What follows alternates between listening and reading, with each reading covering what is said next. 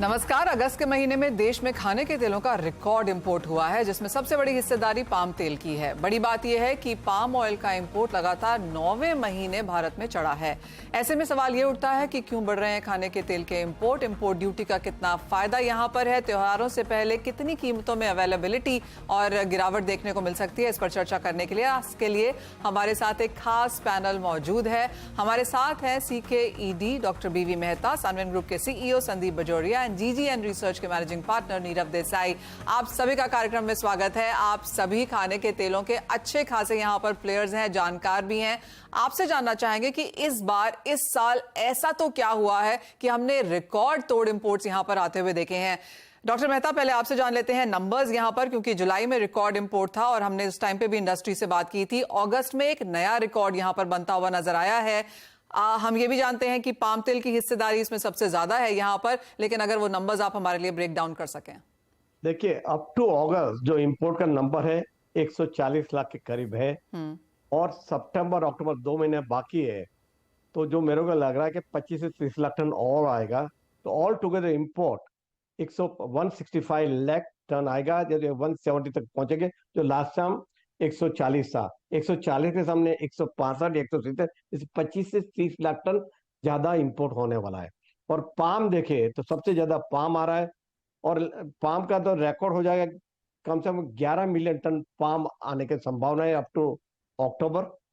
और India is being used as a dumping ground now. Normally जो gap है demand supply का, we need about 1 million ton import, additional import. But this year unbelievable. उसका एक और भी reason है, जब भी गवर्नमेंट प्राइस ऊपर गई तभी ड्यूटी थी कम करती पर अभी जो प्राइस आधी हो गई, पर ड्यूटी भी पुरानी रही 5.5% में आज आ रहा है। उसका भी वजह है कि भाई इतना इंपोर्ट हो रहा है। थोड़ा हो सकता है कि भाई लोगों को ऐसा लगा था कि एल निनो होगा, शायद शॉर्टेज होगी, ये होगा। एल निनो के भी इतनी इम्पेक्ट नहीं है। और जो अभी सितंबर के महीने का जो IMD का forecast, again it will be nearly normal. तो मेरे ख्याल से ज्यादा तकलीफ नहीं होगी क्रॉप में भी। और लास्ट ईयर का भी अगर हम क्रॉप देखें कि सोयाबीन 120 लाख टन, तो उसमें कैरी फॉरवर्ड जो बोल रहा है कि 20 से 25 लाख टन तो कैरी फॉरवर्ड हो जाएगा। तो that's ample domestic supply. Still we are importing such a large quantity. एक जमाना सबसे ज्यादा 15 में 150 लाख टन आया था एक जमाना में, 2016-17 में। और इसका भी रिकॉर्ड इस दफा टूट जाएगा और 117 lakh 170। So it's up by about 20% compared to the last year. All right. तो 150 लाख टन 2016-17 में आया था। तो 2023-24 में आप लोग क्या एक्सपेक्टेशन कर रहे हैं अब मेरे को पूछ रहे हैं? हाँ जी, यार डॉक्टर मेहता। या नहीं, वही में 23-24 की, जो अभी की जो 23-24 में है कैरी फॉरवर्ड। एक तो पहला देखिए, आज कैरी फॉरवर्ड है जो 33 लाख था अप टू जुलाई।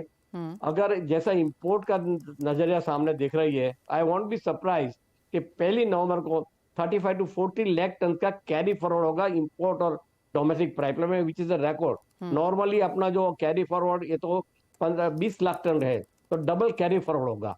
तो उसका इम्पैक्ट भी प्राइस पे आएगी।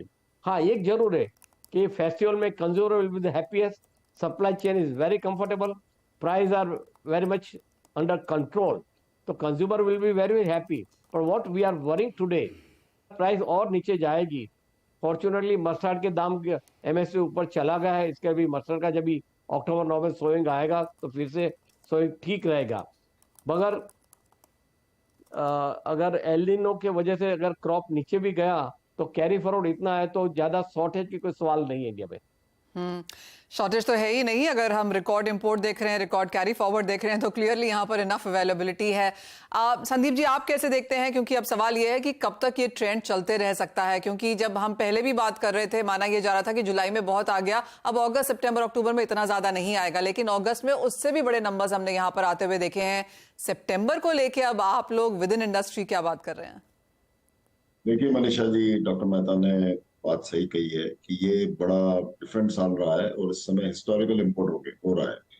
एंड हम लोग पूरा साल एंड करेंगे, ऑयल ईयर जो एंड करेंगे 1 नवंबर 2022 से 31 अक्टूबर 2023 का, तो हमारा नंबर जो है वो 165 से 168 लाख टन पे पहुंच जाएगा। एंड लेकिन अभी जो अगस्त और जुलाई और अगस्त दोनों महीने में 18.5 लाख टन इम्पोर्ट आया, उसमें से अगस्त में 12 लाख टन पाम आया है और 3,10,000 टन सोयाबीन आया है और 2,98,000 टन आपका सनफ्लावर आया है। सो ये जो नंबर है सितंबर का इंपोर्ट जो है मेरे ख्याल से 15.5 पे आ जाएगा, 15 15.5 पे। एंड अक्टूबर का इंपोर्ट जो है वो मेरे ख्याल से 12 12.5 पे आ जाएगा, ये मुझे लग रहा है। और दूसरी बात जहां तक है कि अगले साल का इंपोर्ट क्या होगा 23-24 का, तो पहले भी जिस साल हमने बहुत बम्पर इंपोर्ट किया था उसके साल हमारे इंपोर्ट के नंबर्स डाउन हो गए थे। और ये अभी मुझे लग रहा है कि ये साल यदि हम 165-168 लाख टन पे एंड करेंगे तो next year, next oil year में हमारा इंपोर्ट जो है वो मुझे नहीं लगता कि 150-155 के ऊपर जाएगा। तो ये बात हमें समझना चल रहा है, बिकॉज अपने आप में इसको सेल्फ करेक्ट करना पड़ेगा। सेल्फ करेक्ट नहीं कर रहे हैं तो आज पूरी सब लोग पैसा लूज कर रहे हैं। मतलब पिछले 8-10 महीने से हम देख रहे हैं, एक तो इंटरनेशनल दाम भी लगातार गिर रहे हैं, पिछले साल से आधे रह गए हैं दाम, और ऊपर से इतना इंपोर्ट हो रहा है उसके कारण यदि फॉरेन मार्केट कोई खुदा ना खास्ता कभी $50 बढ़ता है तो इंडिया में सिर्फ $10-15 बढ़ता है, और फॉरेन मार्केट यदि $50 गिरता है तो इंडिया में $60 गिर जाता है। ये हालत because of the excess of quantity which we are imported. तो इसको सेल्फ करेक्ट होना जरूरी है, लेकिन एट द सेम टाइम मैं जरूर कहना चाहूंगा कि इतना हैवी इंपोर्ट और इतनी लो ड्यूटी वो भी एक कारण रहा है इतना हैवी इंपोर्ट होने का।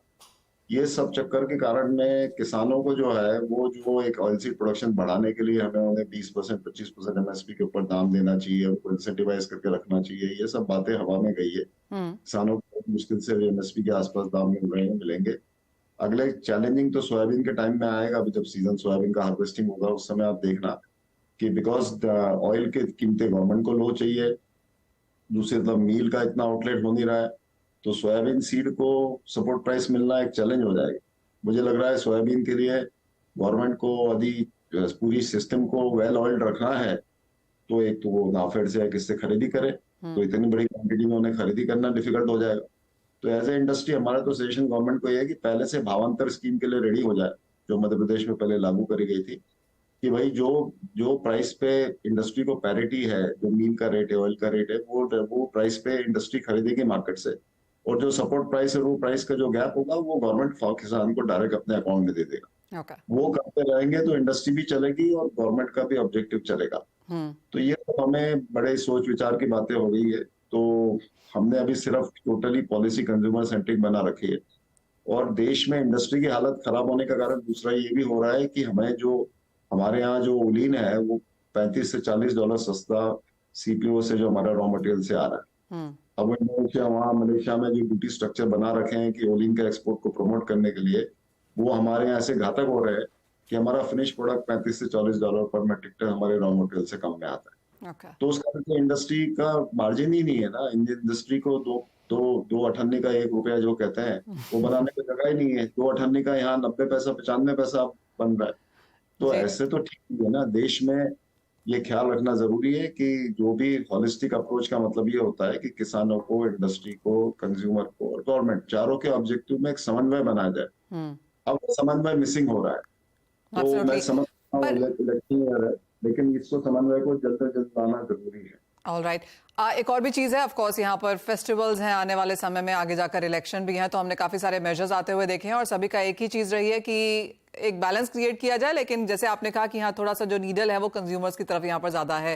नीरव, ये सवाल आपसे है, अंतर्राष्ट्रीय बाजारों की अगर यहाँ पर बात करें तो मलेशिया से जो रिपोर्ट्स हैं एंड ऑफ अगस्त, वहां पर जो पाम का स्टॉक है वो 6 महीने के हाईज पर बताया जा रहा है। जैसे कहा गया, डॉक्टर मेहता ने भी कहा कि इंडिया को एज अ डंपिंग ग्राउंड यहां पर किया जा रहा है यूज। लेकिन अब जब पाम के भाव इतने गिर चुके हैं तो वो जो बायोडीजल मैंडेट है, आपको लगता है कहीं ना कहीं उसकी चर्चा अब होनी शुरू होगी? यस, सो बेसिकली जो 1.73 मिलियन टन का स्टॉक है, वो 1.9 के एस्टिमेट्स आज मॉर्निंग में ही सारे इनके आने लगे हैं मलेशिया के। Malaysia on a slower trend is on a rise of the port stock या end stock. So basically origin पे मैं बोलूंगा कि स्टॉक राइज रहेगा। As far as palm production is concerned, slight increase in production है। अभी आने वाले 3-4 महीने सप्लाई साइड अच्छी ही रहेगी। जेएफएम पीरियड फॉर नेक्स्ट ईयर में थोड़ा सा ये लोग बोल रहे हैं कि प्रोडक्शन एंड सप्लाई में स्क्वीज आ सकता है, बट तब तक के लिए पाम सप्लाई काफी सुगम रहेगी। As far as sunflower oil की बात करें तो सनफ्लावर ऑयल की भी अवेलेबिलिटी अच्छी है, पर्टिकुलरली रशिया से सप्लाई कंटिन्यूस आ रही है। सोयाबीन ऑयल में अर्जेंटीना ने काफी क्रॉप कम होने के बाद ऐसा लग रहा था कि नहीं आ पाएगा वहां से ज्यादा ऑयल, बट एक देखेंगे कि इंडिया ने उस चक्कर में काफी अच्छा इंपोर्ट कर लिया। साथ ही में आज भी हमें अदर ओरिजिन से Turkey, Russia, Ukraine, Saudi, Thailand and other few origin से हमको कार्गो सोयाबीन ऑयल का मिल ही रहा है। सो supply side is completely good. On the contrary demand side slow है, अधिक मास होने से आई वुड से कि अभी भी डिमांड बहुत ज्यादा ग्राउंड पे पिकअप नहीं कर पा रही है, और लोगों को ऐसा लग रहा है कि अक्टूबर मंथ से या एंड सितंबर से ही प्रॉपर डिमांड इन प्लेस रहेगी। तब तक ये पोर्ट स्टॉक्स जो है 14 लाख टन के पोर्ट स्टॉक्स हो गए हैं इंडिया के, एकदम से 4-4.5 लाख टन का इजाफा आया है, और मैं बोलूंगा कि पाइपलाइन या रिफाइनर्स के पास इससे भी ज्यादा स्टॉक और है। तो basically India is very well supplied, origin is there to supply, so overall supply side is very good and demand side I would say is average. Crop की सिचुएशन में थोड़ा सा वेदर के कारण अभी कंसर्न्स है, काफी हैं, पर्टिकुलरली ग्राउंडनट में, क्योंकि आने वाले 10-12 दिन तक अभी भी, या एटलीस्ट 8 दिन तक तो अभी भी गुजरात में पानी नहीं बता रहे हैं। एमपी, महाराष्ट्र में क्रॉप कंसर्न है, बट 2-3 दिन में ही सब जगह वेदर में फोरकास्ट है कि पानी आ जाएगा, तो that should give a relief rain. But groundnut which was last year in Gujarat around 30 lakh ton, अभी ऑलरेडी वहां पे 24 से 25 लाख टन के बीच के नंबर्स बोलने लग गए हैं। विल बी टू अर्ली, देखना पड़ेगा कि कैसा वेदर रहता है, बट क्योंकि फोरकास्ट में कोई रेंज नहीं है तो थोड़ा सा डोमेस्टिक साइड से हमें सप्लाई स्क्वीज आ सकता है। बट लास्ट ईयर के carry forward stock, very good import, very good port stock and origins ready to supply more से कोई बहुत बड़ी इश्यू नहीं दिखता सप्लाई साइड पे। ओके तो जब आपने नीरव कहा कि डिमांड को लेकर चिंताएं हो सकती हैं, तो एवरेज डिमांड ग्रोथ भारत की क्या है और इस बार क्या एक्सपेक्टेशन है? मेरे से क्वेश्चन पूछा आपने? जी Nirav. So demand from India around 250 lakh ton की रहती है। Demand growth this current year has been very good, overall 7% to 7.5% की ग्रोथ है, उसके ऊपर पॉपुलेशन की ग्रोथ है। कंटिन्यूअस इतना रिकॉर्ड इंपोर्ट आने के बाद बीच बीच में हम चेक कर रहे थे कि हमारे पोर्ट स्टॉक्स भी रिड्यूस हो रहे थे, पाइपलाइन स्टॉक्स भी रिड्यूस हो रहे थे, जो बहुत क्लियर इंडिकेशन है कि जो ये excess import starting of the year से चालू हुआ है, नवंबर दिसंबर से ऑफ लास्ट ईयर, वो बीच बीच में कंज्यूमर्स और डिमांड फॉर इंडिया जो कि हम हमारे यहाँ पे ग्रोथ नंबर्स में भी देखते हैं फॉर जीडीपी, वो कहीं ना कहीं रिफ्लेक्ट हो रहा है। बट इसमें एडिशनल एक बहुत बड़ा बेनिफिट ये है कि आम कंज्यूमर को जो 1400 से 1600 रुपए का तेल है वो 800 से 900 रुपए में होलसेल प्राइसेस पे मिल रहा है, तो एक nearly it has half from last year. So इसके कारण भी एक बहुत अच्छा मोमेंटम रहा है, इंस्टीट्यूशनल कंज्यूमर्स भी इसमें वापस आए हैं। कुछ पैक्ड प्रोडक्ट्स, फूड मटेरियल जो हमारे यहाँ चिप्स है, बिस्किट्स है, इनमें इन्होंने सेम प्राइस में ग्रामेज घटा दिया था, they have come back on the grammage.